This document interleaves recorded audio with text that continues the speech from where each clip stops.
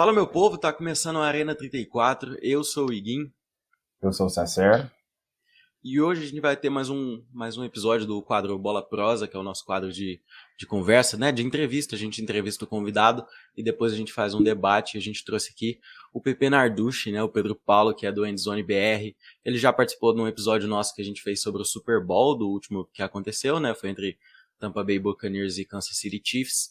E hoje ele volta para participar desse quadro nosso aqui. E aí, Pepe, beleza? Seja bem-vindo. Cara, muito obrigado pelo convite. É sempre bom conversar com vocês. E bora aí, bora falar de futebol americano, sobre a história da página. Estou à disposição de vocês aí. Beleza. Fechou. Vou começar perguntando aqui.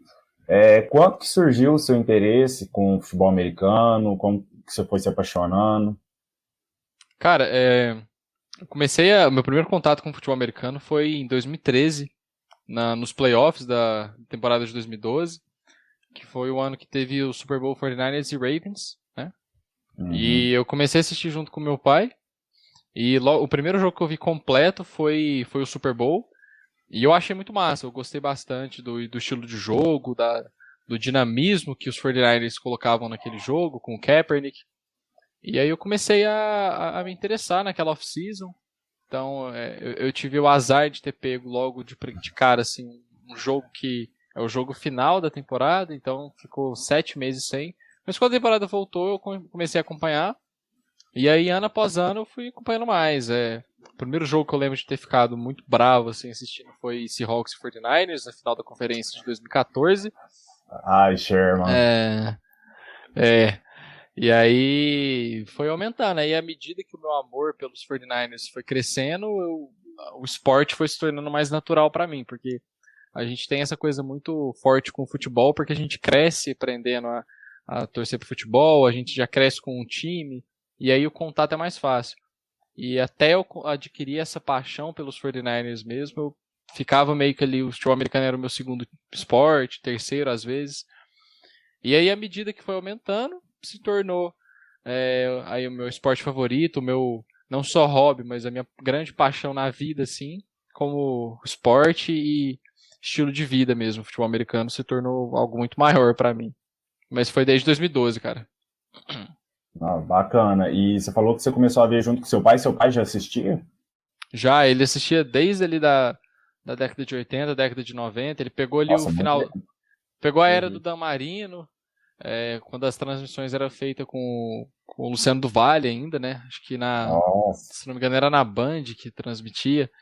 E aí ele acompanhava desde sempre e acho que ele tinha ficado um tempo sem acompanhar, mas tinha voltado nesse ano. E aí a gente tinha um pouco contato, assim, durante a semana, porque ele dava plantão e geralmente nas quintas-feiras e nos domingos era a hora que ele estava em casa à noite. E aí a gente começou a assistir junto e foi pegando essa coisa muito familiar, assim, também. Então tem esse lado muito pessoal do futebol americano também, que foi uma coisa de aproximação familiar também que ajudou a compreender e passar a gostar muito do esporte, assim.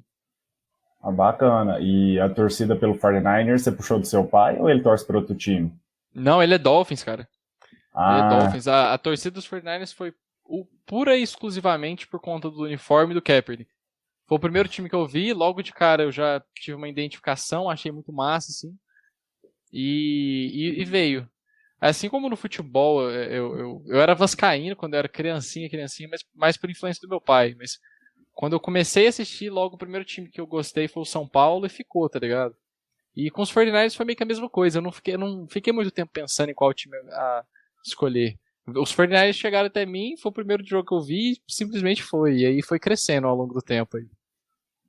ah, Cara, bacana. eu acho interessante que é, eu não sou o cara do futebol americano, né, e tal. Eu curto assistir o Super Bowl e tal, e o básico. Mas eu lembro também que agora você falou, me deu uma nostalgia, que o primeiro jogo de futebol americano que eu assisti também foi o Super Bowl. Foi aquele, acho que foi 48, que foi Broncos e Seahawks, não foi? E aí, Foi. cara, e aí foi engraçado Pai. porque eu tava começando a acompanhar e tal. Eu comecei a assistir ESPN ali naquela época, NBA e tal, essa coisa toda veio com a ESPN, enfim. E aí eu peguei pra assistir, eu falei, cara, esse Peyton Manning aí, o cara é foda, eu vou torcer pro Broncos. O Cara, Broncos aquele tomou uma surra, né, velho? Foi 43-8 aquele jogo. O jogo começou com um safety. Acho que foi a primeira vez na história que um Super Bowl começou com um safety. Primeiro snap. Snap erradíssimo, alto pro Peyton Manning. E ali, nossa, aquele ano foi um ano difícil pra mim, porque eu tava começando a acompanhar a NFL um pouco mais próximo, já torcia pros 49ers, vi meu time sendo eliminado e o maior rival da divisão nos últimos anos sendo campeão, com uma lavada num dos times que tava sendo mais legal de assistir, que era o Denver Broncos. Então aquele jogo ali foi uma coisa, acho que foi a segunda maior lavada da história do Super Bowl. Perdi só pro um 49ers e Broncos também, que ficou 55-10. Então os Broncos têm esse histórico de tomar lavadas em Super Bowl. Cara, e o mais engraçado é que naquela temporada do Super Bowl 48, do Seahawks e Broncos, foi a primeira vez que eu tive contato com o futebol americano. Porque eu comecei a ver, eu tava na casa do meu tio e ele torcia pro Saints. Inclusive, ele tava me contando essa semana, em 2009, quando o Saints foi campeão, ele tava em New Orleans, ele tava fazendo intercâmbio pra lá. E aí ele começou a torcer pro Saints. E aí, o primeiro jogo que eu vi foi o Divisional Round, Saints e Seahawks. E aí eu falei, eu vou torcer pra quem ganha esse jogo, é o primeiro jogo que eu tô vendo. E eu dei tanta sorte que o time tava muito foda. Era ali a época da Legion of Boom, né? Lynch destruindo tudo. Aquele time do Seahawks ali, eu acho que aquele time do Seahawks de 2013 foi o melhor time da década tranquilamente, assim, que era uma coisa absurda. O Russell Wilson tava num auge fenomenal, ele chegou arrebentando. Naquela época ele ainda corria bastante com a bola. A defesa do Seahawks não dava pra fazer passe contra aquela defesa. O Cam Chancellor jogando no auge, o Richard Sherman no auge, era uma coisa absurda. Era uma coisa absurda. Pepe, agora pergunta minha é que você é jornalista hoje, né? Você tá cursando que período de jornalismo já?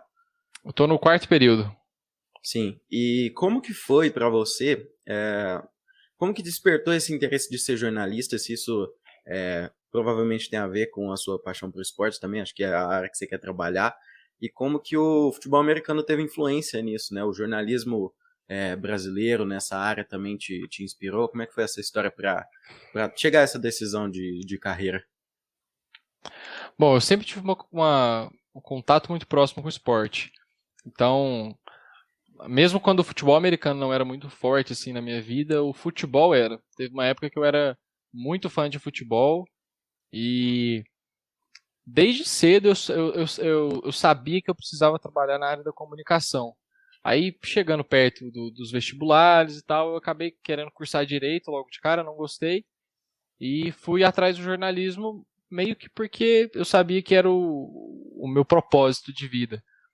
Porque eu acho que o jornalismo te propicia algumas coisas muito legais da profissão. Então, o que ele não te dá em remuneração, ele te dá em experiência e contato. Então, é uma profissão que te permite ter contato com todos os tipos de pessoas, tanto tá trabalhando com jornalismo esportivo quanto com jornalismo cotidiano. Você consegue, sendo um repórter, sendo um produtor, sendo um apresentador, se conectar com diversas histórias, e eu acho que isso que é o legal do jornalismo, você saber escutar e viver experiências. Todo jornalista tem que ser também ele não precisa ser um cara do entretenimento, mas ele tem que saber passar informação e gerar um tipo de conteúdo também, porque ele tem um poder muito forte nas mãos. O jornalista, ele não detém o monopólio da informação, mas é quase isso. Ele consegue, com a forma como ele transmite uma notícia, ele consegue manipular todo um povo e afunilar um pouco do pensamento. Então, é uma profissão que exige muita responsabilidade e eu sempre achei que eu conseguiria lidar com isso de uma maneira melhor do que a maioria dos profissionais que eu via na área. E eu me inspirei por muita gente, sim, do jornalismo, principalmente da ESPN. Ali a galera que cobriu os esportes americanos aí já teve uma influência maior em mim, mas o Fernando Nardini, o Paulo Andrade, é um cara que eu me inspiro demais assim na narração, o Galvão, caras como o PVC, o próprio o Anthony Curti, que não é jornalista, mas é comentarista, eu gosto bastante. E eu acho que o maior deles, o Everaldo Marques, que é o cara que com quem você conversa de dentro do jornalismo, é a pessoa que mais falam de ética profissional, de ritmo de trabalho, de dedicação, é o Everaldo. É um cara que eu tenho muita vontade de conversar um dia, ainda não tive essa oportunidade, mas é o cara que eu mais me espelho quando eu penso em que tipo de profissional eu quero ser. Bacana. No último episódio desse quadro, do Bola Prosa, a gente entrevistou o Léo Ramawak, que hoje ele é jornalista da Globo, ele é daqui de Uberlândia, e ele falou praticamente a mesma coisa que você falou pra gente. Ele falou que um jornalista hoje ele tem que saber um pouco de muito e não muito de pouco. Sim, sim, total, porque principalmente quem trabalha com eu acho que até quem trabalha com esportes pode até nichar um pouco. Mas quando você se torna um jornalista de temas cotidianos, que é a realidade para a maioria das pessoas, trabalhar com esporte ainda é um mercado difícil se você não trabalha com futebol. Futebol tem bastante mercado no Brasil, mas a gente sabe que tem muita gente que gosta de outros esportes e que não tem geralmente oportunidade. E quando você trabalha com outros tipos de histórias, você precisa estar atento a tudo que está acontecendo no mundo. Então, pelo menos um pouco da maioria das coisas você tem que estar antenado, porque tudo influencia. Se você vai cobrir um jornalismo dentro de uma cidade, o que está acontecendo em Brasília influencia aqui, porque vai mexer no preço das verduras, vai mexer no preço do combustível, e tudo isso você tem que estar atento para conseguir prever algumas ações que vão acontecer. Então, e no esporte isso também é muito importante, você saber um pouco de geopolítica. Por exemplo, ano passado a gente teve a questão do Covid-19 que afetou bastante as ligas. A NFL não teve tantos problemas com isso, mas teve jogo que que time teve que jogar sem QB. Vários jogos foram adiados. Né? Sim, tiveram alguns jogos adiados. E é importante a gente saber também o que está acontecendo, por que protocolos são adotados. Uma coisa que foi muito debatido na página antes da transição das contas foi essa questão dos protocolos da NFL. Muita gente não entendia, achou que foi uma coisa autoritária. E quem não entende o quão maior é a questão do coronavírus, não só da saúde, mas da imagem que a liga tem que passar, da questão econômica dela, não entendeu por que os protocolos foram tão rígidos e foram tão, eu não diria segregantes, mas eles realmente deixam bem difícil a vida do jogador que escolheu se vacinar. E tem uma razão por trás disso, e por isso eu acho que é muito importante você estar atento a tudo que está acontecendo no mundo. Sim, com certeza. E foram poucos os times, né, até agora, que vacinaram todos os jogadores. 2 times, o Atlanta Falcons e o Tampa Bay Buccaneers. Mas a maioria dos times estão com mais de 90%. A liga hoje está com 93% dos jogadores vacinados, cerca de 95%, se não me engano, mais de 90% de todo... acho que 15 times já vacinaram mais de 95% dos jogadores, e o time que menos vacinou foi 80%. Então, essa faixa é uma faixa bastante segura para a NFL ali. Você está com 93% de toda a liga vacinada, né? E a tendência é que até o final da temporada mais jogadores vão ficando adeptos a isso, porque o risco de você perder um jogador importante ou de você ter uma contaminação por conta de um jogador não vacinado, até para o jogador é muito ruim. A gente viu o caso do Cam Newton, que agora há pouco foi cortado dos Patriots, e muito disso foi porque ele escolheu não se vacinar, pegou Covid, perdeu 10 dias de treino, e isso encheu um pouco a paciência do coaching staff dos Patriots, porque demonstrou aquela coisa da não profissionalidade. Né? Então você tem a chance de se vacinar, facilitar a vida para o seu time e você não se vacina. E essa tendência, esse exemplo do Cam Newton, eu acho que foi um exemplo muito forte. Tirando caras como o Cole Beasley, né, o wide receiver dos Bills, que é um cara muito forte nesse movimento de não se vacinar, ele não é contra a vacina. Ele só não quer se vacinar, basicamente. Tirando esses caras, eu acho que a maioria vai acabar vacinando. A gente teve o caso do Nick Bosa, por exemplo, que é um cara declaradamente de direita, depois que foi draftado pelos 49ers ficou bem quietinho, mas tem ali ideais mais conservadores e acabou se vacinando por essa justificativa, porque ele não queria atrapalhar o time. Então, por mal ou por bem, a maioria dos jogadores vai acabar se vacinando, mesmo sendo contra. Sim, e até pensando na volta do público para os estádios, né? Que eu acho que a maioria dos estádios, não todos, vão ter 100% de capacidade. Sim, quase todos. Eu acho que tem time que ainda está em 75%, mas Mas eu acho que a maioria, assim, quase 100% dos times vão ter 100% da lotação nos estádios. Nossa, bom demais. Tô com saudade de ver Seattle ganhando jogo só com aquela torcida. O Lumen Field travando todo mundo, colocando terremoto na escala Richter. Aquele estádio lá é incrível. Aquela torcida Pepe, vamos falar um pouco sobre o Terceira Descida, né, que é a sua página que você criou, que agora passou por essa transição. A gente vai chegar nesse ponto de falar também sobre a transição que aconteceu. Mas qual que foi a sua ideia, propósito, projeto? Como que surgiu isso na sua cabeça? E como que você acha que as coisas foram dando tão certo? Como é que você viu o seu trabalho evoluir durante esse período também? O projeto surgiu em uma madrugada. Eu estava num grupo de basquete de uma página que começou parceira do Terceira Descida, né, que foi a Quádruplo Duplo. E o dono dessa página estava no grupo deles. Eu entrei já nesse grupo comentando de NFL, entrei meio que como um vírus que foi contaminando todo mundo ali falando de NFL durante a pausa da NBA, né, que foi logo quando tinha estourado o Covid e a NBA teve que parar durante 2 meses, né, para fazer a bolha. E aí ele me chamou e falou, cara, você não topa fazer uma página? Eu falei, topo. Eu sempre tive vontade, mas eu nunca soube por onde começar. E ele já tinha uma página grande, na época tinha 9.000 seguidores, hoje está com 14. E aí o projeto começou, cara, muito simples. Era uma página de notícias, basicamente, no Instagram. Eu não tinha nenhum conhecimento de design gráfico, não tinha nenhum conhecimento de programas de edição. O que eu sabia era o PixArt, mas coisa muito básica. Não fazia ideia de como mexer no Canva, como produzir conteúdo. Só que eu sempre tive boas referências na área. Então eu sempre acompanhei muito de perto a Bleacher Report, que é a página que foi o grande norte do Terceira Descida, quando a gente começou a mudar um pouco o conteúdo. Acompanhava muito The Score também. E foi muito por conta dessa minha insatisfação com o conteúdo da página, que eu achava muito raso, eu achava que eu não estava fazendo nada de diferente.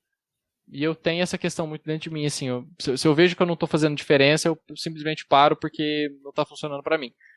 E eu comecei a tentar me arriscar, fazer artes e eu acho que isso é uma coisa que eu sempre falo para todo mundo que quer começar nessa área, tipo, não tentar começar do zero. Então, se você não tem muita noção de design gráfico, assim, não tenta criar coisa da sua cabeça, porque não vai dar certo. Pega uma página grande, não copia o conteúdo, mas tenta fazer algo parecido e vai aprimorando e colocando sua cara ao longo do tempo. Foi uma coisa que funcionou muito para mim. E aí eu fui me virando com o que eu sabia. Começou a temporada, eu já produzia bastante conteúdo. Uma coisa que eu comecei a fazer bastante era colocar aspas dos jogadores, então falas, colocar videozinhos ali, jogar umas informações de vez em quando. E aos poucos o conteúdo do Terceira Descida foi se formando. Como eu faço jornalismo em uma faculdade que é muito focada em marketing e publicidade, eu cursei junto os 2 primeiros períodos com o pessoal de publicidade e design. Eu tinha uma noção de marketing muito boa e eu comecei a aplicar técnicas de marketing digital para conseguir distribuir melhor o conteúdo. E ao longo da temporada a página foi crescendo, não teve muitos seguidores logo de cara, a página acabou a temporada com um pouco mais de 1.900 seguidores, mas tinha um engajamento legal. Então o público que chegava no Terceira Descida era um público engajado, e ainda é. E aí a página deu um boom absurdo na off-season com os Reels. Na época do draft, tiveram acho que 3 ou 4 Reels que explodiram. Um passou de 2 milhões de visualizações, e aí começou a chegar muita gente na página. A página ainda não cresceu muito, ela está hoje com 6.400 seguidores, mas é igual eu falei, o público que chega no Terceira Descida é um público muito engajado, é um público que fica lá, que consome o produto. E muito disso está por conta desse diferencial. Porque eu via que nenhuma página de futebol americano no Brasil fazia o que a Bleacher Report fazia. E aí esse foi o gancho para eu começar a mudar o conteúdo e tentar fazer alguma coisa diferente. Mas assim, não começou com um projeto claro na minha cabeça. Eu não fiquei meses planejando criar o Terceira Descida. Surgiu mais da minha necessidade de falar sobre futebol americano para alguém, não só em grupos de WhatsApp, não só com amigos, mas passar essa visão que eu tenho de futebol americano para o mundo. Eu não sou o cara que mais entende de futebol americano, eu não estudo muita análise tática. O que eu sei mais sobre futebol americano é mais na parte geral, e falar que eu não sei nada de tática é um pouco mentira, mas eu não sou um cara aprofundado, como tem muita gente no Twitter que é. Mas eu acho que o que me fez querer continuar com a página e seguir falando era a forma de comunicar. Eu acho que o mais importante do que você saber algo é você saber comunicar o que você sabe para as pessoas. Transmitir o conhecimento. Então eu tentava simplificar o futebol americano para as pessoas, porque eu acho que não adianta você falar com uma linguagem difícil, uma linguagem rebuscada, para uma galera mais avançada, sendo que o público de futebol americano aqui no Brasil é um público ainda muito raso. É um público que está no topo do funil. É o cara que assiste as transmissões no domingo quando o time dele passa na TV, e fora isso o cara não liga muito. Então é com esse tipo de público que eu tentei comunicar, e eu acho que por isso a página foi dando mais certo, porque a gente sempre deu atenção para os seguidores, a gente sempre tentou desmistificar algumas coisas que às vezes eram tidas como verdade, a gente tentava explicar de uma maneira mais fácil as faltas, as regras, e foi indo, cara. É muito bacana mesmo. Você desde o começo, né? Quando você falou da página pra gente, eu achei muito massa. E os meninos lá do nosso grupo, a gente acompanhou o crescimento de você, o seu crescimento. E eu achei muito massa quando você começou a fazer os Reels e o IGTV, explicando o draft, explicando as jogadas. Porque, por exemplo, eu acompanho a NFL desde 2014. Foi nos playoffs da temporada 2013, mas até hoje, até você postar, tipo assim, eu nunca tinha parado para ler sobre como eram as jogadas, as rotas e tudo mais. Então foi algo que eu achei muito massa da página. Pô, obrigado, mastigar, cara. Então, mastigar o conteúdo, né, eu acho. Sim, eu acho que, tipo, dá para você falar de tática de uma maneira mais simples. Dá para você começar a introduzir esse tipo de conteúdo para que quando o cara chegue naquela pessoa que fala de tática de uma maneira mais complexa, ele já chegue com uma base mais legal. E eu acho que sempre foi esse o propósito que você decida. Eu acho que quando você começa a querer fazer de tudo, você se perde um pouco. Então, o meu foco sempre foi comunicar com o público e conseguir dar o mínimo de conhecimento para ele passar para a próxima etapa, que aí são as análises mais profundas, são táticas de jogo, né, que é mais comum nos Estados Unidos, mas que aqui ainda não é muito.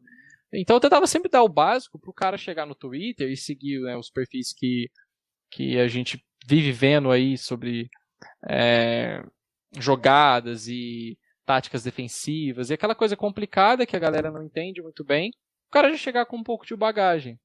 E isso dos Reels é uma coisa muito legal, porque o intuito dos Reels é uma coisa muito educativa de uma maneira fácil. Porque você tem 30 segundos para passar a informação. Então é o que eu falo para todo mundo, cara. Você tem que lidar com os Reels como no jornalismo uma nota rápida ou então só o gancho da notícia. Se você quer dar uma notícia em Reels, cara, você tem que jogar só o que é importante, só o gancho dela. Se você quer dar uma informação, você dá ela objetiva e da maneira mais rápida possível. E esse exercício é um exercício muito importante porque você não consegue aprofundar nos Reels. Então você tem que fazer uma coisa simples e uma coisa fácil para a pessoa entender, porque senão ela não vai voltar para consumir seu produto. É uma coisa, um projeto que eu deixei um pouco de lado para focar mais na produção de conteúdo visual para a página, mas que agora com esse novo projeto a gente está trazendo de volta e estudando formas de voltar com esse tipo de conteúdo agora. Então tá na hora de você falar sobre esse novo projeto, essa transição aí que aconteceu. Bom, cara, pode falar, César. Como que foi, tipo assim, você começou a ter contato com esses caras e do nada eles te apresentaram o projeto? Eles entraram em contato comigo, o pessoal da Esportudo, meados de agosto. Eles, na verdade, foi na primeira semana de agosto que eles entraram em contato comigo falando de um projeto que eles tinham de trazer o futebol americano, trazer o futebol americano para a página deles, né? Aí depois a gente foi conversando, descobri que eles eram uma empresa que investia em mídia esportiva, eu não conhecia até então. E, a propósito, o projeto visava comprar apenas o Terceira Descida.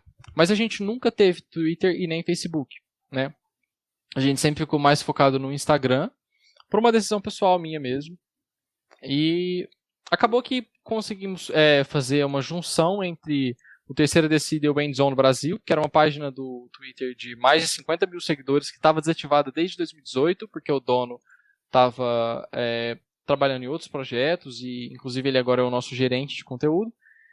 E fizeram a proposta, foi uma proposta muito legal, porque calhava muito com essa ideia do Terceira Descida, que sempre foi emular a fórmula da Bleacher Report, que deu certo nos Estados Unidos, né? De fazer uma mídia esportiva diferenciada, uma mídia focada no usuário e não nela mesma. Porque muitas vezes o que a gente vê na mídia esportiva é uma mídia que é muito voltada para o superficial, para a experiência com o produto. A nossa experiência sempre foi focada no usuário, entregar para o cliente, né, que no caso não era cliente ainda, mas era só apenas um usuário, a melhor experiência possível com aquele esporte. E como a gente tinha um projeto muito parecido, uma visão de negócio muito parecida, a gente acabou fazendo essa parceria, né? A página foi vendida para esse grupo da Esportudo, que hoje é dono da Endzone Brasil. Então, o Terceira Descida se tornou a Endzone Brasil. O Terceira Descida em si não vai deixar de existir. Ele apenas vai virar outro projeto. O nosso podcast vai se chamar Terceira Descida. Ele está para ser lançado. Mas o projeto em si, né, que o Terceira Descida se tornou a Endzone Brasil. E aí agora a gente está... Hoje foi o primeiro dia de início de projeto de fato. A gente ficou as últimas 2 semanas só preparando, fazendo a preparação da equipe, contratando pessoas, e hoje a gente começou a botar em prática. É um trabalho, é um desafio, porque apesar de a gente começar já o trabalho com mais de 50 mil pessoas seguindo no Twitter, são 50 mil pessoas que não interagiam com essa página desde 2018. Então trazer esse público de volta está sendo um desafio. A gente está aprendendo bastante coisa. Eu não tinha experiência com Twitter e agora eu estou gerenciando as contas do Twitter, estou produzindo conteúdo. Mas, cara, é muito legal, porque você saber que o seu projeto está sendo visto com bons olhos por uma empresa séria, por uma empresa que já replicou esse método no futebol e no basquete e funcionou, e agora quer pegar o seu projeto para aplicar as mesmas estratégias, é muito legal. E mostra que se você tiver uma visão um pouco mais diferenciada, você pode conseguir um dia ter uma oportunidade de emprego que talvez você não teria. Eu nunca me imaginava trabalhando com a NFL tão cedo. Meu plano era para conseguir talvez ingressar na ESPN com possivelmente 30 anos, 28, depois que saísse da faculdade, fazer intercâmbio. Todas essas paradas que a gente sabe que ainda assim te deixam com uma chance pequena de ingressar nesse mercado. Então, acabou que foi o momento certo, na hora certa, a oportunidade certa. E eu acho que a internet está fazendo isso com as pessoas, está propiciando que elas consigam trabalhar com o que gostam de uma maneira um pouco mais independente do que a mídia tradicional, que está ficando até velha, né, já nessa nova década. Sim, realmente, o modo de passar a informação hoje mudou demais. Assim, é muito raro você ver, por exemplo, a galera da nossa cidade hoje ver jornal. Não vê. E isso aí é uma coisa que quando você está na TV, você percebe muito, assim, que trabalhando na televisão, você passa por algumas situações que você vê que aquele tipo de jornalismo não vai acabar, mas tende a diminuir cada vez mais. A televisão é uma mídia que está ficando datada pelo próprio modelo de negócio dela. Então, essa questão de você ter que ligar a TV num certo horário para ver um programa específico não funciona mais. A notícia precisa ser passada de uma maneira rápida. Você juntar várias matérias para passar num horário de 1 hora e meia, não é uma coisa tão legal quanto você postar aquelas coisas na hora que elas aconteceram num portal da internet, por exemplo. E isso serve para tudo, não só para o jornalismo, mas também para programas de TV, para séries, filmes. A televisão não consegue mais brigar com as plataformas de streaming simplesmente porque as pessoas não têm mais paciência e não tem por que mais ter paciência para esperar para ver um filme, uma série que elas gostam. Você tem ali a chance de ver isso por um plano mais barato do que a TV a cabo. Se você juntar, por exemplo, todas as plataformas de streaming, você consegue pagar mais barato que uma TV a cabo e ter acesso ilimitado, basicamente, a diversos conteúdos na hora que você quer. E a televisão está acontecendo a mesma coisa. Então, você pode fazer um vídeo explicando 1 milhão de coisas e colocar ele no YouTube, ou você poderia passar isso na televisão. Na televisão isso ia passar uma vez, talvez reprisar 2, 3 vezes. No YouTube a pessoa pode voltar lá, assistir quantas vezes ela quiser. Você pode fazer outro vídeo complementando, você pode apagar aquele vídeo. Você tem uma liberdade muito maior. E o usuário foi se adaptando a isso. E é muito legal você ver que outras pessoas têm essa mesma visão que você e que estão investindo nesse mercado de futebol americano, que eu não esperava ver tão cedo uma empresa investindo nesse tipo de mercado, mas graças a Deus isso está acontecendo de uma maneira muito mais rápida. Então não é só o Terceira Descida e a Endzone Brasil que estão recebendo investimentos para desenvolver o produto, tem mais projetos surgindo aí e é muito legal isso. Acho que quase nenhuma página de futebol americano se vê como concorrente. A gente meio que se vê como grandes parceiros que querem crescer junto, porque a gente ainda precisa crescer, além de crescer o produto, a gente precisa crescer o macroambiente que é o futebol americano, que é um esporte que ainda não é muito grande. Então a gente precisa todo mundo desenvolver esse projeto primeiro, esse esporte no Brasil, para depois a gente pensar em ser concorrente comercial. E isso é muito legal. Sim, realmente. Você falou dessa parte aí da televisão, que a galera hoje é muito mais streaming. O próprio esporte hoje está pulando para as plataformas de streaming. Logo, logo vai ser muito raro da gente ver os próprios canais esportivos. Por exemplo, sábado tem um jogo do Manchester United que é a reestreia do Cristiano Ronaldo. Não vai ser transmitido na TV brasileira, só na TV por assinatura. Sim. E é o tipo de coisa que tentaram replicar no Brasil da maneira errada com a da ZN. Aqui ela não funcionou muito bem, mas lá fora ela já é uma plataforma mais utilizável. Sim. E a tendência é que cada vez mais os clubes façam isso. O Atlético Paranaense já tem tempos que não faz acordo com televisão, porque para eles não compensa. O Flamengo tentou transmitir jogos na Flá TV uma época, caminha para isso um dia, mas a Globo ainda é muito forte com a renda que eles geram para eles. Então, quando as equipes... O problema é que aqui no Brasil os clubes têm uma dificuldade, uma restrição ainda em lidar com o clube como negócio. Ainda tem aquela questão muito forte da instituição, da CBF controlar tudo. Se eles se juntam e começam a lidar com o futebol como um produto, não só como uma forma de roubar dinheiro, que é o que muita equipe faz, a gente ia ver um esporte crescendo cada vez mais e preços mais acessíveis para você assistir. Porque assim, vamos ser sinceros, é sacanagem você pagar R$80 por mês para ver Premier. Sim. Então, isso acontece porque as equipes... É a única forma que também a Premier e o grupo tem como de não sair prejudicado, né, para conseguir concorrer com a TV.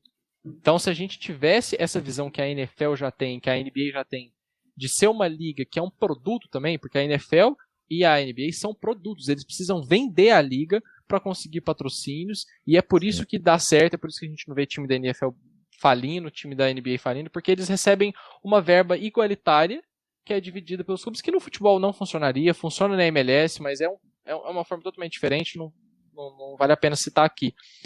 Mas é essa forma de ver o esporte como negócio que facilitaria muito a experiência do usuário aqui, mas não é o que a gente vê no Brasil, muito infelizmente. Sim, pois é. Opa, pode falar, César. Por exemplo, a NFL e a NBA, assim, eu não tenho uma noção da quantia, mas eu imagino que seja muita grana que eles ganham só com os Game Pass que eles vendem na temporada. Sim. Aqui no Brasil tem aumentado bastante o Game Pass.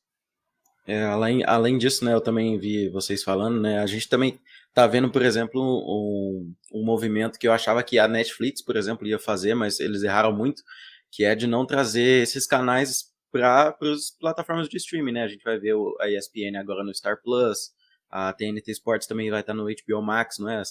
É algo assim. E é algo que com certeza vai também favorecer esses outros esportes além do futebol. Eu acho que vai deixar mais democrático, até de certa forma, porque o streaming também é caro para diferentes realidades, mas eu acho que é algo que com certeza populariza o esporte de uma maneira que a TV aberta não ia fazer de maneira nenhuma, porque não é rentável você iniciar um esporte assim do nada, né? É um evento também que aconteceu com a Fórmula 1 nos últimos anos, porque teve aquela série da Netflix mesmo, que eles fizeram de bastidores, e que foi essencial para crescer muito, muito, muito, muito a popularidade do esporte entre jovens e tal, e outras pessoas assim. Para a NFL desenvolver o produto dela no Brasil é uma coisa muito difícil, porque é um esporte que só é praticado de maneira profissional nos Estados Unidos. O futebol americano no Brasil é jogado também, só que são realidades totalmente diferentes. E é muito difícil para você instituir uma cultura de esporte que envolve muito essa questão da torcida, da cultura de ir ao estádio, de você construir uma relação familiar com o esporte, sendo que você não tem nenhum jogo da NFL acontecendo no Brasil, você não tem nenhuma ação da liga com o Brasil. O máximo que a gente tem de ação da NFL com o Brasil é alguma coisa com o Cairo Santos, que é o kicker brasileiro, quando tem algum jogo de Pro Bowl, quando tem na off-season, mas é uma coisa muito, muito pobre ainda. E a gente não vai ver, por exemplo, tão cedo o futebol americano sendo transmitido numa Globo. Talvez a Sport TV já tem já teve um interesse em trazer para a programação dela, mas ainda é uma realidade que fica muito atrelada à TV por assinatura e ainda mais as TVs focadas no esporte americano e esporte internacional no geral, que é a ESPN. Sim. Vamos para o nosso debate, né? Até que a gente acabou fazendo um debate aqui sobre a TV brasileira, mas nosso debate de hoje, o tema é a temporada da NFL, que começa no dia que a gente vai postar esse novo episódio, que é amanhã, no caso, quinta-feira. E o que esperar dessa temporada da NFL, os times que vêm mais forte, porque foi uma off-season bastante movimentada, algumas trocas e rumores de trocas muito fortes, os jogadores que vêm como favoritos aos prêmios. Pepe, eu já vou te perguntar, cara, o que você espera dessa temporada? Tipo assim, em questão de competitividade, de surpresas. Cara, eu acho que vai ser uma das melhores temporadas que a NFL já teve pela narrativa. Então, ano passado a gente teve uma temporada muito turbulenta. Foi uma temporada legal de assistir, mas teve toda a questão da Covid, estádios vazios, muitos jogadores contraindo Covid e perdendo partidas importantes. A gente ainda não consegue mensurar as sequelas em jogadores que tiveram a Covid, mas a gente viu que o desempenho do Cam Newton, por exemplo, caiu drasticamente depois que ele teve. E esse ano a parada está bem mais controlada, a gente vai ter uma temporada muito próxima à normalidade que era nos anos antes de 2020. E isso vai fazer com que o torcedor tenha de novo aquele sentimento nostálgico de ver o estádio cheio, que mesmo pela televisão é diferente você ver um jogo com o estádio cheio, com o estádio vazio, quando um time faz um touchdown, aquela comemoração. E não só isso, a temporada da NFL esse ano vai ser a primeira temporada com 17 jogos. A NFL está vendendo essa temporada como a maior temporada de todos os tempos, que é um pouco de hipérbole, só que tecnicamente está certo, é a primeira temporada da história a ter 17 jogos em temporada regular. E a gente tem, pela primeira vez em muito tempo, uma temporada muito competitiva.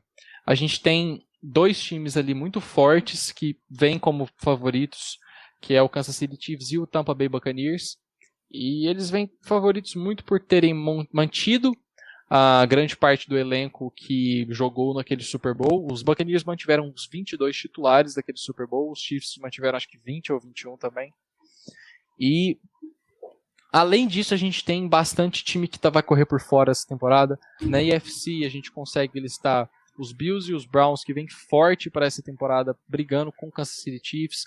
Tem muito time que corre por fora também, mas que são extremamente qualificados, como o Baltimore Ravens, o Tennessee Titans, o Los Angeles Chargers, que é um time que pouca gente tem falado, mas se reforçou muito bem, está vindo para um projeto legal. E a 7ª vaga da AFC vai ser uma coisa realmente insana, porque a gente tem muito time bom para pouca vaga.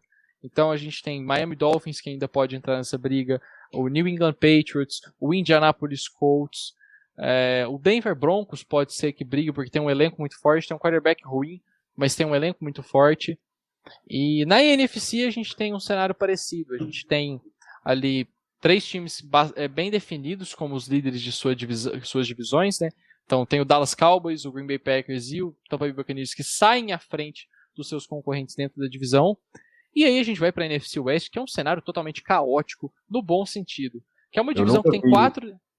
Eu nunca vi uma divisão tão forte. Eu também não. É uma divisão que tem 4 times que, se estivessem em qualquer outra divisão, iam para os playoffs com totais certezas. Talvez o Arizona Cardinals teria ali um pouco de dificuldade também na AFC North, mas eu acredito que, num aspecto geral, é a melhor divisão do futebol americano hoje. Eu previ que os 4 times vão conseguir ir para os playoffs, uma coisa inédita, mas quando você coloca no papel, isso é totalmente plausível. Você tem o time do Seahawks, que sempre é muito perigoso por conta do Russell Wilson. Todo ano vem aquela história, o time não tem defesa, o time não tem pass rush, o time não tem linha ofensiva. O Russell Wilson vai lá e ganha 8 jogos sozinho no começo da temporada, depois o time capenga no final, mas ganha, chega ali com as vitórias. Eu já aprendi a não duvidar desse time. A gente tem um Rams que vem agora com um quarterback extremamente qualificado, que é o Matthew Stafford, jogando em um time que está pronto para ele, precisava só de um quarterback para catalisar o potencial desse time. Um time dos 49ers que veio de uma temporada com mais de 30 jogadores colocados na Injured Reserve. Foi o time mais prejudicado por lesões da NFL. E se mantiver saudável, são candidatos a chegarem à final da conferência. E o time dos Cardinals, que é um time interessante, mas esbarra na falta de experiência do técnico, que é o Cliff Kingsbury. Mas a gente tem ali um quarterback que é extremamente talentoso, que é o Kyler Murray, que vem evoluindo temporada após temporada. Uma linha ofensiva que melhorou bastante com a vinda do Rodney Hudson. Uma linha defensiva que melhorou com a vinda do J.J. Watt. O corpo de wide receivers muito bom, com o DeAndre Hopkins, com o A.J. Green, Rondale Moore, que chegou agora. Então, assim, é uma divisão muito forte que vem para... vai se autodestruir, porque todo time ele se enfrenta 2 vezes, mas no aspecto geral a gente consegue ver que está uma temporada bastante competitiva. Até mesmo na NFC a gente tem alguns times que estão completos, mas com menos vigor do que os outros, por dizer assim. Então o Saints é um time que tem um elenco muito talentoso, mas tem uma incógnita que é a posição de quarterback. Os Panthers vêm com um elenco interessante também, mas ninguém sabe o que vai ser do Carson, do Sam Darnold. O próprio Minnesota Vikings, os Bears com o Justin Fields podem surpreender. Então é uma temporada que vai ser muito divertida de assistir. Tem toda essa questão da competitividade, as grandes estrelas voltando. A gente torce para que tenham menos lesões. Ano passado tiveram bastante lesões nas primeiras 3 semanas. Mas, no aspecto geral, eu estou bem empolgado. Eu nunca estive tão empolgado para uma temporada, não só porque eu vou trabalhar com isso, mas porque parece ser muito gostoso de assistir essa temporada de 2022. E se não tiver nenhuma tragédia no meio do caminho, eu acredito que a gente vai chegar ali em janeiro com talvez os melhores playoffs de todos os tempos em termos de competitividade. De chegar ali talvez 6 equipes em cada conferência que possam ser candidatas verdadeiras ao título. Sim, realmente. E você falou da parte dos jogadores, cara. A quantidade de jogadores muito bons, jogadores considerados elite, que vão voltar essa temporada é absurdo. Por exemplo, Dak Prescott, o Saquon Barkley, Christian McCaffrey. Então, o Nick Bosa, o George Kittle, são jogadores que eu coloco facilmente na lista de favoritos ao Comeback Player of the Year, né? Que é o jogador que tem uma reviravolta na carreira. Sim. Esse ano a gente tem aí o Dak, que é o favorito disparado, porque ele é um cara que sempre consegue colocar bons números e é um quarterback, então é a posição mais importante. Mas você mesmo falou, o Nick Bosa teve uma temporada de calor, astrondosa e volta. agora de uma lesão complicadíssima que é ligamento cruzado anterior. O Christian McCaffrey, que jogou 4 jogos no ano passado, e esses 4 jogos ele foi muito bem, mas acabou não conseguindo ficar saudável. E é bem isso que você falou mesmo. A gente tem vários candidatos em todos os prêmios individuais. O prêmio de MVP vai ser bastante disputado esse ano. O prêmio de jogador defensivo do ano vai ser bastante disputado. O Comeback Player of the Year talvez é o que tem mais candidatos. Tem o próprio Odell, que muita gente esquece, que volta de lesão também, né? Volta também de um ligamento colateral anterior, cruzado anterior rompido. Mas no geral é isso mesmo que você falou, cara. É um prêmio que vai ser bem legal de acompanhar também. Esse Comeback Player. Sim. Quer falar alguma coisa, Gui? Tenho, eu tô pensando aqui que é uma coisa que eu cheguei a acompanhar, né? Foi a situação dos rookies, né? Eu acho que teve muito quarterback que foi draftado. E eu queria saber de vocês, qual que é a opinião de vocês sobre quem foi draftado em primeiro foi o Trevor Lawrence, né? E os outros jogadores também que podem se prender. Você falou do Justin Fields. Então, enfim, o que vocês acham? Quem pode ser o rookie do ano e essas situações e tal? Como é que eles vão assumir as vagas deles nos times que eles estão? Eu acho que a situação perfeita para ganhar o rookie do ano seja a do Justin Fields. Eu sei que o Andy Dalton vai ser o titular na semana 1, mas isso não vai durar muito tempo. Tem uma pressão grande em cima do Matt Nagy para ele startar o Justin Fields logo no começo. Então a primeira derrota do Andy Dalton, a torcida vai pegar muito no pé, ainda mais porque o Justin Fields teve uma pré-temporada muito boa e ele não vai conseguir se desenvolver sem ritmo de jogo agora. O Justin Fields, ao contrário do Trey Lance, é um cara que chega com muita coisa pronta para a NFL e o que ele precisa amadurecer, ele vai amadurecer com ritmo de jogo. Então eu acredito que na semana 2, no mais tardar semana 4, o Justin Fields assuma. E esses jogos que ele vai perder, eu acho que não vão ser um grande fator para ele não vencer o prêmio. Se ele jogar bem, o elenco dos Bears tem uma linha ofensiva ok, piorou esse ano, mas tem ali o Tevin Jenkins, que é um rookie que pode surpreender bastante, mas tem bons skill players, tem uma defesa muito boa, é um time que chegou aos playoffs ano passado com uma situação horrível de quarterbacks, com o Mitchell Trubisky e com o Nick Foles. E esse ano, com o Justin Fields, pode ter uma experiência mais legal. O Justin Fields é um quarterback errático ainda? Na pré-temporada ele não foi tanto, mas ele vai cometer erros na temporada regular, vai ter bastante interceptação, eu acho.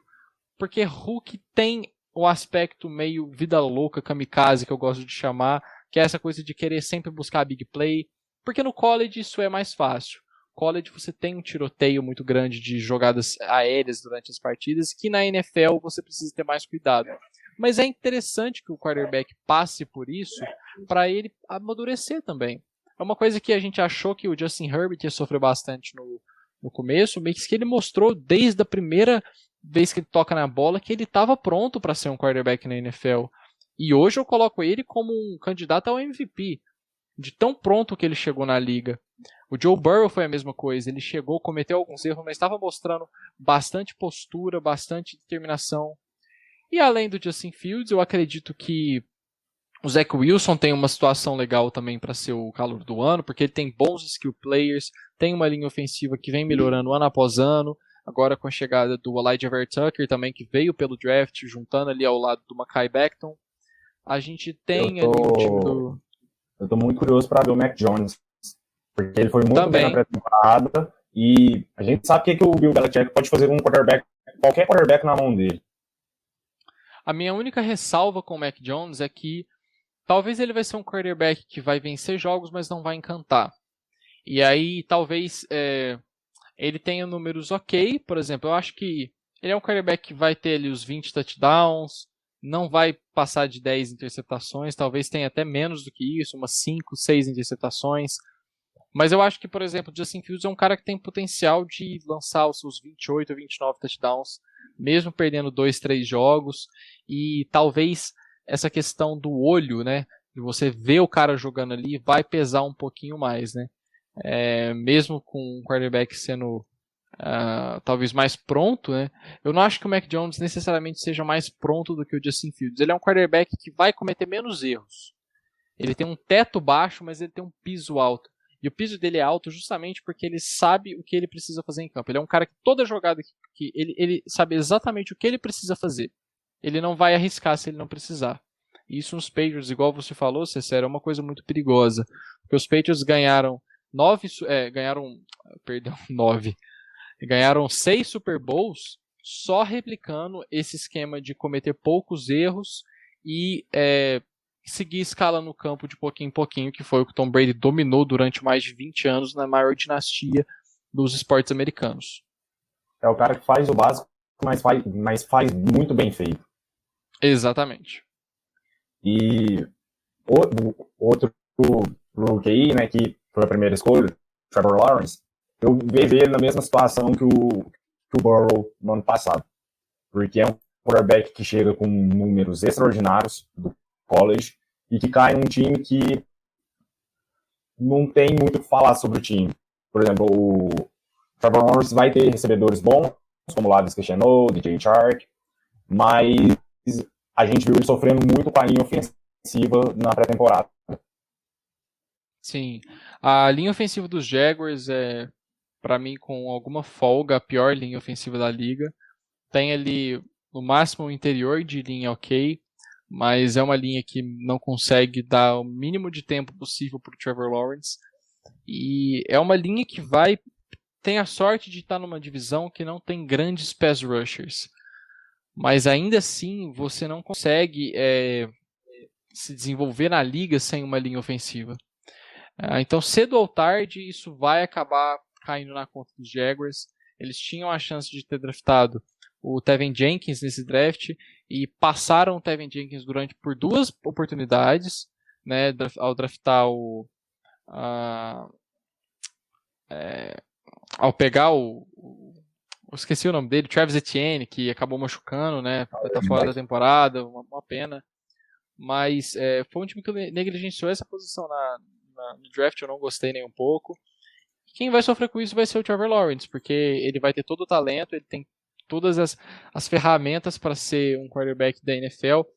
Isso tudo que a gente falou sobre o Mac Jones e sobre o Justin Fields, a gente falou as melhores características do Trevor Lawrence. Trevor Lawrence é um cara que comete poucos erros, que consegue fazer todos os lançamentos do campo, está pronto, processa bem o jogo.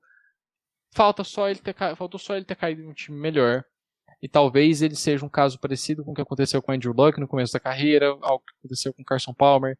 Ficou com times muito ruins e acabou ficando em situações desfavoráveis para o desenvolvimento da sua carreira.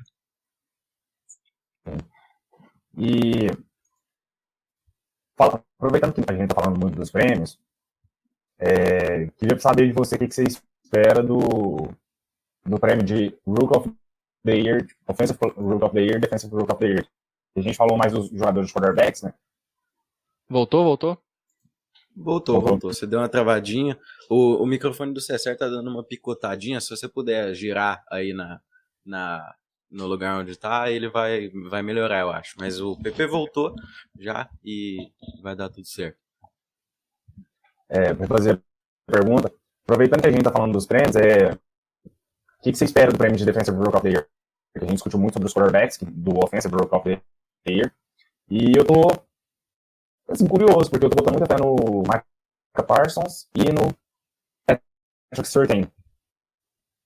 Cara, eu acho que esse prêmio tem grandes chances de ir pro Micah Parsons. Eu vejo também o Quiddy dos Colts com boas chances. O Jalen Phillips dos Dolphins é um cara que pode surpreender. Eu gosto também do J.C. Horn, ele é um cara que está impressionando bastante nos Panthers. Ele tem esse instinto de fazer a jogada. Ele é um jogador bastante físico, que tem essa questão do instinto de jogo, cara. Desde quando eu vi a tape do J.C. Horn, ele foi um cara que me encantou bastante, porque a gente via que ele não era só técnica, que ele tinha o feeling da jogada também, ele tinha vontade de ir fazer a play, de buscar a interceptação, e é um cara que pode fazer bastante estrago nessa defesa dos Panthers logo de cara. Fora ele, o Patrick Surtain é um cara que tem muito talento, só fico curioso para saber como que vai ser essa distribuição de cornerbacks nos Broncos, porque os Broncos têm bastante cornerback, né? Então ele pode chegar na temporada como o terceiro, quarto cornerback, e a gente não vai ver ele tanto em campo.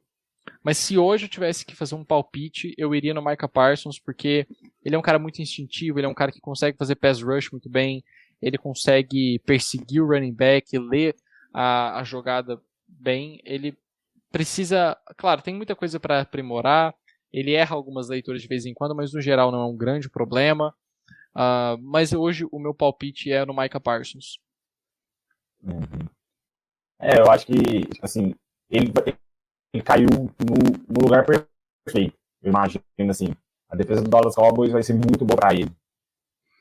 Sim, sim, é uma defesa que permite que ele brilhe, porque não tem grandes nomes lá. Ele pega um corpo de linebackers talentoso com o Dylan Smith e com o Leighton Van Der Esch, mas o Leighton Van Der Esch nunca joga, e isso pode dar uma oportunidade boa para o Micah Parsons brilhar e fazer bastante número e bastante play. Sim, com certeza. Pepe, a situação do Tom Brady, por exemplo, né, que é um cara que para mim é um dos maiores atletas da história, não só do futebol americano. A situação dele se aposentar agora, você acha que já é eminente ou ele realmente isso está descartável para essa temporada? Como é que é? Para essa temporada e para a próxima, eu diria que as chances são quase nulas. Eu digo a próxima também porque a gente ainda não viu um sinal de regressão do Tom Brady. E a menos que a gente vê uma temporada horrorosa dele esse ano, que ele realmente mostre que não está conseguindo mais jogar, uma coisa tipo o Hernanes no São Paulo, eu acho que a gente não vai ver ele se aposentando. Ele é um cara que toda declaração que ele dá, ele deixa claro que está se sentindo jovem, está se sentindo bem e que não quer parar. E eu não vi ainda uma regressão dele jogando. Não tem motivo para ele parar, né? Pelo jeito. Não tem motivo para ele parar ainda. Ele tá num time legal, ele tá num time que tem uma boa linha ofensiva, que tem chance de título. Então, assim, se fosse um caso que ele tivesse um time ruim, igual ele tava em New England, com 100 jogadores habilidosos ali no ataque, sem skill players, sem um grande wide receiver, sem tight end, eu acho que ele até cogitaria. Mas ele se reencontrou em Tampa, ele está se sentindo muito bem lá. Quem é próximo ao Tom Brady fala que ele está com uma energia diferente, porque apesar dele ter sido o maior ídolo da história do New England Patriots, os Patriots têm uma cultura mais introvertida, mais de cada um faz seu trabalho e fica de boa, e nos Buccaneers ele está se divertindo, ele está tendo anos de criança ali. Então eu acho que não tem razão para a gente acreditar numa regressão do Tom Brady essa temporada. E a habilidade que ele tem ainda com 44 anos de idade e o histórico dele nos 21 anos de liga permitem que a gente resguarde o direito de não tentar prever quando que ele vai ter essa regressão. Eu acredito muito na abordagem de quando ele piorar, a gente vai ver que ele piorou, e aí a gente consegue analisar a partir disso. Mas até isso acontecer, eu prefiro não ficar muito na especulação. O que a gente sabe hoje Tom Brady não tem planos de aposentar e está jogando em nível de QB Elite top 3 da liga. Então, é onde eu fico, mais ou menos. É o maior do esporte por não de todos os esportes, mas é o maior do futebol americano por uma razão, e a gente vê todos os anos por quê. E falando nele, Pepe, você acha que o Mahomes tem a capacidade de chegar no que ele chegou? Não. Não tem, e a gente nunca vai ver alguém chegar. Porque são muitos fatores para isso. O Mahomes já começa errado porque logo de cara ele já assina o maior contrato da história de um quarterback. Tipo assim, daqui 10 anos esse não vai ser o contrato mais caro da liga, óbvio, mas hoje é. E o Tom Brady, igual eu tava falando pro Igor, ele, se eu não me engano, ele nunca assinou um contrato que fez dele o mais bem pago da liga. E a fórmula para você ganhar Super Bowls é você ter um quarterback elite nos primeiros anos de contrato, justamente porque ele recebe um salário menor e o time consegue investir em outras posições. Com o time tendo que pagar o Kelce, tendo que pagar o Mahomes, tendo que pagar o Chris Jones, você diminui as chances de montar um time competitivo a longo prazo. Então, assim, os Chiefs provavelmente vão ganhar mais um Super Bowl nos próximos 5 anos. O Mahomes vai ganhar mais MVP. Mas, assim, a gente tem que lembrar que, na história, apenas 4 ou 3 quarterbacks passaram de 3 Super Bowls. Se não me engano, a gente consegue contar nos dedos. O Peyton Manning não. O Tom Brady, que ganhou 6. O Joe Montana, que ganhou 4. O Terry Bradshaw, que ganhou 4. E o Troy Aikman, que ganhou 3. Mais do que isso, nenhum outro quarterback ganhou 3 Super Bowls. Então, na história... Damarino ganhou só um, não foi? 0. Damarino nunca ganhou Super Bowl. O Eli Manning ganhou 2 e o Damarino nunca ganhou 0. É para as pessoas terem noção do quão difícil é vencer um Super Bowl. Não, então não é assim, todo ano. O Mahomes vai ser o melhor quarterback da liga até ele se aposentar. Isso aí a gente já pode ter certeza. Mais habilidoso, pelo menos. Ele tem talento para ser o segundo. Ele tem talento, cabeça e time para ser o segundo maior da história com sobras, com tranquilidade. Ele tem plenas condições de passar o Joe Montana e eu acho que não é nenhum absurdo falar isso. Porque hoje, cara, é uma coisa que o Anthony Curti falou e ficou muito na minha cabeça. Hoje, o único cara que consegue fazer frente ao Patrick Mahomes é o Aaron Rodgers. No auge da carreira, porque o Aaron Rodgers ainda está no auge da carreira, no auge da carreira, ele ainda não é melhor do que o Mahomes. E o Aaron Rodgers é só um dos maiores de todos os tempos. E o Mahomes está apenas no 5º ano dele na liga. Então, eu acho que assim, a gente está vendo só o começo do Patrick Mahomes.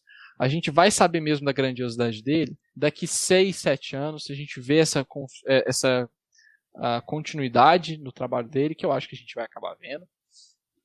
Mas eu não acho que ele vai conseguir superar o Brady. O que o Brady fez é uma coisa muito única, é uma coisa que é a mesma coisa de você tentar prever um cara batendo os recordes do Hamilton e do Schumacher. É a mesma coisa que você tentar prever um outro cara que vai ganhar uma Copa do Mundo sozinho com 17 anos de idade, igual o Pelé fez. São fatos tão únicos, são feitos tão únicos, que não dá pra gente tentar prever, não dá pra gente tentar estipular. Cada dinastia tem um motivo para ter sido uma dinastia. A do Brady foi uma simbiose entre ele, o Bill Belichick e o Robert Kraft, que foram 3 elos que juntos fizeram uma dinastia. E o Mahomes, essa questão do contrato me preocupa, porque os Chiefs uma hora vão ter que abrir mão de jogadores. Sim, e o caso do Mahomes hoje eu enxergo parecido com o do Josh Allen, que também assinou um contrato gigante, e do Lamar Jackson, que deve renovar com o Ravens e o contrato dele não vai ser pouca coisa. Não. O Mahomes, assim, que fique claro, eu não acho errado ele exigir um contrato mais bem pago, porque a gente tem que lembrar também que nem todo mundo é casado com a Gisele Bündchen e é sócio da Under Armour. Então, assim, são situações e situações. É completamente entendível que o Mahomes queira ganhar 500 milhões de dólares em 10 anos, assim, né? Não vamos pensar que a gente faria algo diferente. Mas é o preço que você paga por não ter o melhor time da liga sempre. Hoje, os Chiefs conseguem ter, porque eles conseguiram trazer bons jogadores e montar um time competitivo. O problema é que daqui a um tempo pode ser que isso fique mais difícil. E nisso os Chiefs até que fizeram certo em ter assinado um contrato de 10 anos. Porque é um contrato que você já começa a dar 50 milhões agora, mas daqui 6, 7 anos, 50 milhões não vai ser mais nada no cap. Então pode ser que aconteça algo parecido com o Brady. Que o Mahomes ganhe tipo, mais um Super Bowl esse ano, por exemplo, fique com 2, e fique tipo 6, 7 anos sem ganhar Super Bowl. E aí volta para uma segunda era. Porque o Tom Brady ganha 3 Super Bowls nos primeiros anos dele de carreira, nos 5 primeiros anos dele na NFL, e depois fica 10 anos sem ganhar um Super Bowl. E depois ganha mais 4. Então, assim, tem muita coisa para acontecer ainda, e tentar prever isso no futuro. Mas se eu tivesse que fazer um palpite hoje, eu não apostaria no Mahomes passando ou igualando o Tom Brady. Eu acho que é mais do que justo, né? Afinal, Tom Brady é maior do que qualquer time da NFL. Ele é o maior campeão da história, seja em jogador, falando de jogador ou de time. Isso é muito absurdo, se for parar pra pensar. Rapaz, eu tenho medo dessas frases aí que vocês falam, porque isso aí é a cara de daqui a 10 anos a gente se arrepender, tá ligado? Mas não, Mas eu não tenho medo dessas takes, porque, tipo assim, é igual eu falo, não é impossível que o Mahomes vá passar, é isso que a gente tem que entender. Só é extremamente remoto. Igual, a gente nunca esperava que um time fosse passar o São Paulo tão cedo em Libertadores e Mundial, porque, pô, na época que o São Paulo ganha 3 Libertadores e 3 Mundiais, hoje a gente já tem 2 times empatados e o Palmeiras e o Flamengo grudando aí, que provavelmente um dos dois vai ser campeão e vai igualar. Então, assim, as coisas mudam muito rápido no esporte. Em 10 anos, um time pode sair de ser multicampeão para estar na Série B. E na NFL, um time pode saber. O Cecel entende bem disso. E na NFL é a mesma coisa. Um time pode acontecer uma tragédia, um jogador pode machucar. O Andrew Luck, por exemplo, os Colts. Os Colts de repente ficaram sem o seu franchise quarterback porque ele decidiu aposentar, porque não aguentava mais se lesionar. Então são muitas variáveis, muitas variáveis. Mas hoje eu acho que não. Acho que o Brady vai seguir sendo o maior da história para sempre. Tá certo, é um bom palpite. Falavam isso do Schumacher, hein? Falavam isso do Schumacher. Não, tô brincando, vou parar. Mas então, pode surgir. Só que quando vai surgir um novo Lewis Hamilton depois dele? É verdade. Quando vai surgir um próximo Messi, um próximo Cristiano Ronaldo? Próximo LeBron. Nossa, o próximo LeBron é foda. Aí eu não tô pronto, não. É o Luka Doncic. Nossa, se Deus quiser. Se Deus quiser. Ele vai carregar rodadas. Mas então, estamos chegando no final, né, do nosso debate. Para encerrar, já vou te fazer uma pergunta direta, Pepe. Super Bowl. Quem vai se enfrentar? Browns e Rams, vitória dos Rams, título do Sean McVay, do Matthew Stafford. Vai ser uma temporada muito boa para os Rams e eu tô confiante nesse palpite, inclusive. Isso. Eu vou de Chiefs e Rams. De torcer para ser um jogão igual aquele deles em 2018. Eu não vou palpitar, não. O jogaço 3 e 10. Vou deixar com vocês. Não, tô falando 2018, o jogo entre Chiefs e Rams. Ah, tá. O 54-51. Tá bom. Considerado por alguns o maior jogo da história da temporada regular. É aquela coisa, né, cara? É 2 QBs que gostam de soltar o braço de uma maneira fenomenal, que é o Matthew Stafford e o Patrick Mahomes. Os caras conseguem lançar a bola fora do estádio, se quisessem. Então, né, a gente pode ter um eventual Super Bowl assim, entre os dois times que quebre recorde de ponto. Vai aqui, né? O recorde de ponto é de qual Super Bowl? Super Bowl 52, Philadelphia Eagles e... Aquele jogo foi louco. Eu fiquei na dúvida agora se era aquele jogo. Eu lembro que as jardas combinadas dos dois times foi recorde. E o Brady também quebrou o recorde de mais jardas lançadas num jogo. O Brady lançou 515 jardas em um Super Bowl. E perdeu. Pô, mas se você lança 515 jardas, tem alguma coisa errada, cara. Alguma coisa tem errada que você tá desesperado. Sim. Nossa, aquele jogo foi muito massa. Mas então é isso. Pepe, a gente agradece demais por você estar aqui mais uma vez com a gente, trocando ideia. Peço desculpa para quem assistiu a gente pelos problemas técnicos. Mas então é isso. A gente espera que vocês tenham gostado. Mais alguma coisa a acrescentar? Iguinho, Pepe? Cara, nada, só mesmo agradecer aos dois aí pela aula. E eu fiquei calado mesmo porque eu não manjo quase nada de NFL, mas enfim... Erro meu. Se a temporada começa amanhã, eu tenho chance de começar a acompanhar, mas depois do PP falar que vai ser a melhor da história, e tudo isso aí, eu fiquei animadinho. Espero que todo mundo também acompanhe e tal. E, últimas palavras do PP e tal, deixa o pessoal, dar seus direcionamentos e tal, pro pessoal te acompanhar também. Obrigado pelo convite, novamente. Eu sempre gosto de participar de podcasts assim, que eu sempre me sinto bem-vindo, é um papo legal. Segue lá. Instagram endzone.br e no Twitter endzone_Brasil. Segue também as redes sociais do Esportudo. A gente tem aí o Camisa 23, que é a página de basquete. Tem o Goleada Info, que vocês devem conhecer no Twitter. E me segue nas redes sociais também. Eu tô no Instagram, tô no Twitter, Pepe Narducci. E vamos estar lá falando bastante sobre NFL e sobre o São Paulo, sempre que der. Então é isso, gente. Não se esqueçam de seguir o @Arena34 Podcast no Instagram, seguir a gente, se inscrever no nosso canal aqui do YouTube, porque ao longo do tempo a gente vai tentar trazer mais convidados para fazer o Bola Prosa, sempre que der. Então é isso. Valeu demais, gente. Falou. Valeu demais. Falou.